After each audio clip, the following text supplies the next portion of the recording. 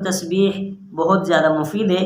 ثواب کے علاوہ ایک تو اس کے اندر ثواب موجود ہے، دوسرا ثواب کے علاوہ گھریلوی کام کے اندر اس کو آسانی ہوگی اور گھریلوی کاموں کے اندر برکت ہوگی۔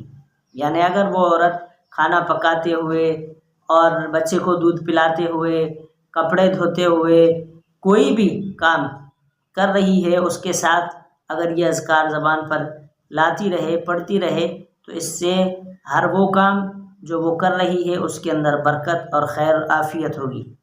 تو امید ہے آج کی ویڈیو پسند آئی ہوگی۔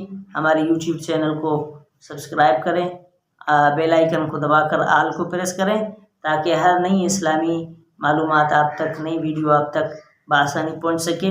لائک اور شیئر کریں اور اپنی قیمتی رائے کا اظہار ضرور فرمائیں۔ ہمیں اپنے دعاؤں میں یاد رکھیں۔ السلام علیکم ورحمۃ اللہ وبرکاتہ۔